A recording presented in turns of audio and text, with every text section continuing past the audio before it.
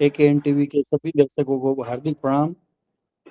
शुरू करते हैं, आज का एपिसोड है 1088 और कुछ खबरें गुजरात से और अन्य राज्यों से भी। तो शुरुआत करते हैं गुजरात से। जैसे कि हम सब जानते हैं कि कॉकरोच जनता पार्टी के द्वारा युवाओं के द्वारा जो आंदोलन चल रहा है 23 दिनों से, सोनम वांगचुक जी की जो उपवास प्रदर्शन, और हाल में उनकी स्थिति ये है कि वो अस्पताल में है और वो जो कंटिन्यूटी है दीपके जी कर रहे हैं आंदोलन की। ढेर सारे युवा वहां पर मौजूद अपनी मांगों को लेकर के। उसी संदर्भ में गुजरात में भी सारंगपुर, अहमदाबाद और बोटाद और गांधीनगर, इन सब जगह पर युवाओं ने अपनी मांगों को लेकर के मार्च निकाला। कुछ एक जगहों पर पुलिस परमिशन ना होने की वजह से उन्हें डिटेन किया गया। चूंकि मार्च शांतिपूर्ण था, गांधी जी के मार्ग पर था, लेकिन कुछ एक जगहों पर ये बात है कि परमिशन ना होने की वजह से उन्हें डिटेन किया गया। तो युवा अपनी मांगों को लेकर के यथार्थ मांगे हैं, जैसे कि नीट का पेपर बार ये लीक हो जाना, और अन्य परीक्षाएं भी ऐसी हैं कि जिनके पेपर लीक हो जाते हैं, और धर्मेंद्र प्रधान जी का इस्तीफा। तो ये सब मुद्दों को लेकर के युवा अपनी मांगों को लेकर के संसद से लेकर के रोड पर मार्च पर है अभी, और अपनी मांगों को यथार्थ करते हुए गांधी जी के रास्ते पर अपना मांग और प्रदर्शन जारी है। कल पायल साकरिया जी, गुजरात महिला मोर्चा की अध्यक्षा हैं, उन्होंने भी जंतर मंतर गई थी। उन्होंने अपना समर्थन भी जाहिर किया था और उन्होंने कहा था कि ये जो मांगे हैं वो जायज हैं और सरकार को तुरंत इस पर विचार कर करके उचित मार्ग निकलना चाहिए, ताकि आंदोलन शांतिपूर्ण तरीके से इसका रास्ता निकले। तो उन्होंने भी वहां पर विजिट किया था जंतर मंतर पर। तो गुजरात में भी युवा आक्रोशित भी है, पीड़ित भी है, और ये चिंता का विषय बना हुआ है कि बार बार एग्जाम्स के पेपर लीक हो रहे हैं। कुछ एक युवा जो डिमोरलाइज हो जाते हैं तो उनको सुसाइड तक करने का ये नौबत आ रही है। तो वो वाकई में ही ये सरकार को अपना अहंकार छोड़ करके और ये मांगों को, उचित मांगों को ध्यान में रख करके रास्ता निकालना चाहिए। ये कुछ थी आज की खबरें। अब चलते हैं सीमा जी के पास, जो आगे की खबरें हम तक पहुंचाएंगे। जी सीमा जी। धन्यवाद जी। नमस्कार के सभी दर्शकों को। मैं सीमा अग्रवाल आपकी सुनाऊंगी दिल्ली के समाचार। नीट पेपर लीक विरोध। दिल्ली में संसद मार्च के दौरान प्रदर्शनकारियों और पुलिस में झड़प। नीट यूजी पेपर लीक मामले में केंद्रीय शिक्षा मंत्री के इस्तीफे की मांग को लेकर कॉकरोच जनता पार्टी द्वारा आयोजित चलो संसद मार्च के दौरान दिल्ली में भारी तनाव देखा गया। संसद के मॉनसून सत्र के पहले दिन से इस प्रदर्शन को रोकने के लिए पुलिस ने सुरक्षा के कड़े इंतजाम किए थे। नेताओं ने बांधे बैरिकेड। युवाओं के समर्थन में आम आदमी पार्टी के वरिष्ठ नेता मनीष सिसोदिया, आतिशी और सांसद संजय सिंह भी प्रदर्शन में शामिल हुए। जंतर मंतर पर भारी सुरक्षा के बावजूद ये नेता पुलिस बैरिकेड पर चढ़ गए, जिसका वीडियो सोशल मीडिया पर वायरल हो रहा है। मनीष सिसोदिया जी ने कहा कि देश का युवा अपने हक और भविष्य के लिए न्याय मांग रहा है। लाठीचार्ज और मेट्रो बंद। प्रदर्शनकारियों को संसद की तरफ बढ़ने से रोकने के लिए पुलिस और रैपिड एक्शन फोर्स ने हल्का लाठीचार्ज किया।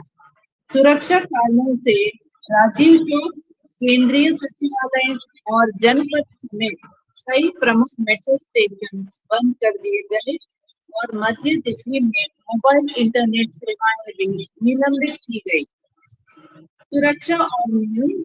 पुलिस के अनुसार इस मार्च की अनुमति नहीं थी, क्योंकि नई दिल्ली जिले में धारा 163 लागू थी।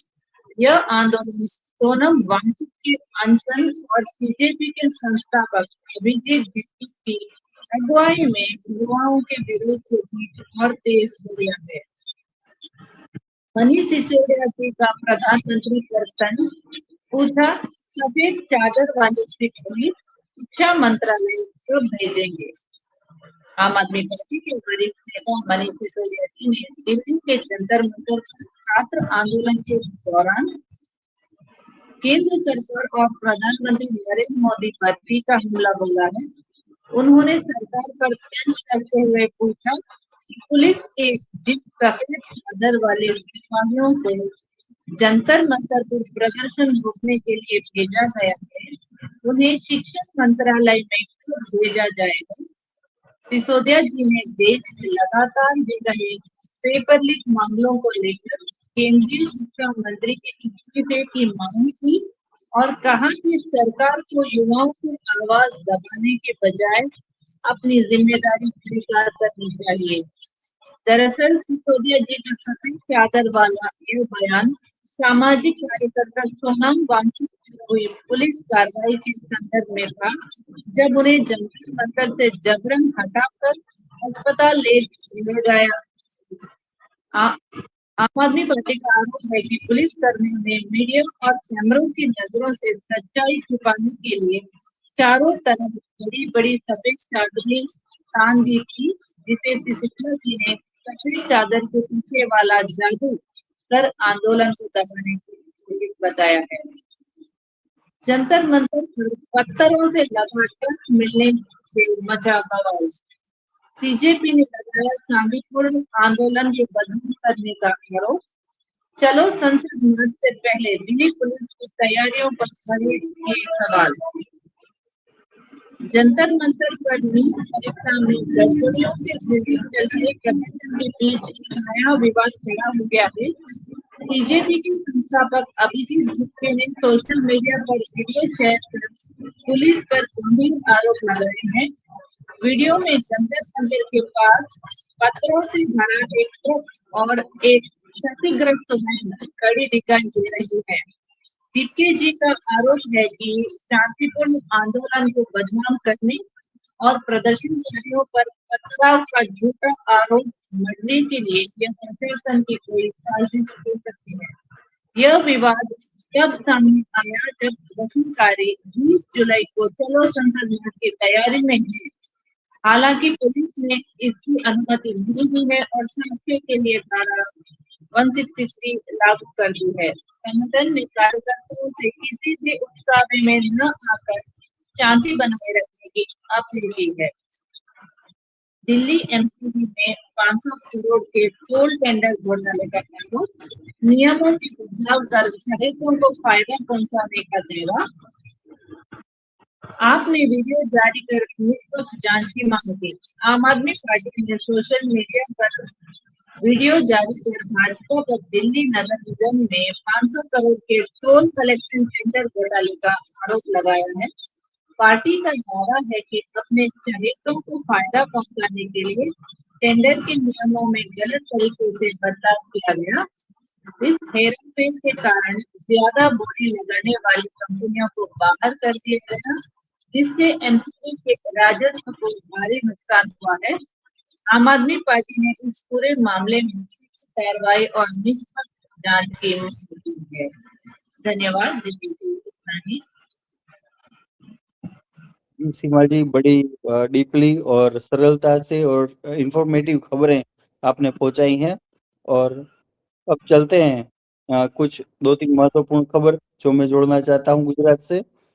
खबर ये है कि प्रदेश अध्यक्ष ईसुदान गढ़वी जी ने प्रदेश कार्यालय पूरी टीम के साथ राम मंदिर ट्रस्ट में जो घोटाला हुआ है उनके उनके विरोध में और उनके जो भी दोषी हैं उनको कड़ी सजा मिले उनके लिए उन्होंने हनुमान चालीसा का पाठ रखा था और भगवान हनुमान जी से प्रार्थना की कि इनको सद्बुद्धि मिले और कड़ी इनको सजा मिले। ये आयोजन प्रदेश कार्यालय हुआ था और हर एक विधानसभा क्षेत्र और हर एक सिटी में भी ऐसा आयोजन हुआ था। आगे रुख करते हैं गांव का, जहां पर जूनागढ़ जिले में एमएलए हमारे गोपाल इटालिया जी का मीटिंग था। वहां पे उन्होंने कहा कि ये लोग विश्व गुरु बनने की बीजेपी जो बात कर रही है, लेकिन ग्रामीण इलाकों में अभी तक ग्राम सभा की जो बिल्डिंगें होती हैं उनका अभाव है तो इस संदर्भ में अगर कैसे विश्व गुरु बना जाएगा, पहले यही होगा कि ग्राम पंचायत में बिल्डिंगें बनाई जाए और ग्राम विकास में भी ध्यान दिया जाए, ताकि विश्व गुरु बनने के रास्ते और क्लियर हो पाए। तो ये कुछ थी खबरें एडिशनल गुजरात से। सबको प्रणाम, धन्यवाद, नमस्कार करते हुए सबको जय हिंद, जय भारत।